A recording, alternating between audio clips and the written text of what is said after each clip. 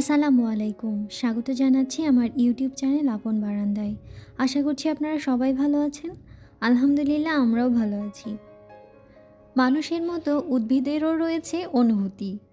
আর সে কারণেই বিশেষ বিশেষ সময়ে মানুষের মতো গাছেরও রয়েছে যত্নের প্রয়োজন। বসন্ত প্রায় চলেই এসেছে।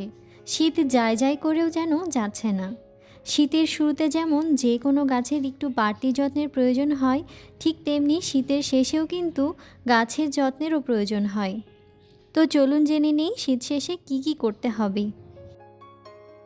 শুধু ইনডোর প্ল্যান্ট না, দেখুন যে কোনো গাছেই প্রচণ্ড শীতের কারণে বেশ কিছু পাতা ঝরে গেছে, ডালপালাও শুকিয়ে গেছে।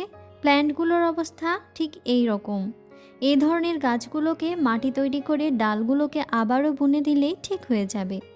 অনেক নতুন বাগানিরা আছেন, গাছের এই অবস্থা দেখে ঘাবড়ে যান। ঘাবড়াবার কিছু নেই। মাটি তৈরি করে এই ডালগুলোকে ছোট্ট ছোট করে আবারও বুনে দিন, দেখুন ঠিক হয়ে যাবে।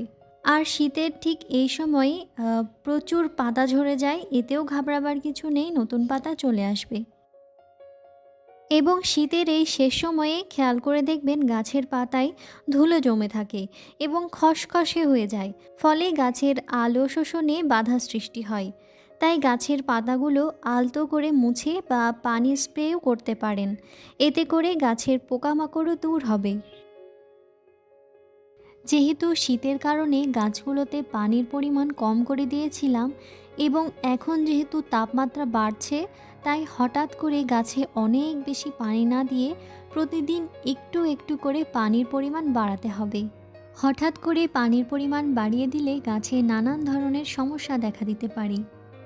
আসলে এই ভিডিওটা করার মেন উদ্দেশ্য হচ্ছে শীতের শেষে চারপাশ যেন দ্রুতই বদলে যায়।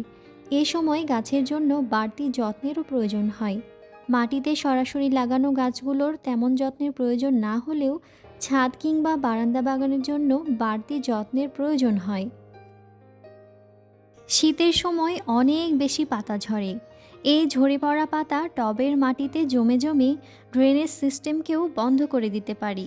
তাই পাতাগুলো টব থেকে সরিয়ে নিন। যারা এখন পর্যন্ত আমার ভিডিওটি দেখছেন তারা চাইলে লাইক, কমেন্ট এবং শেয়ার করতে পারেন।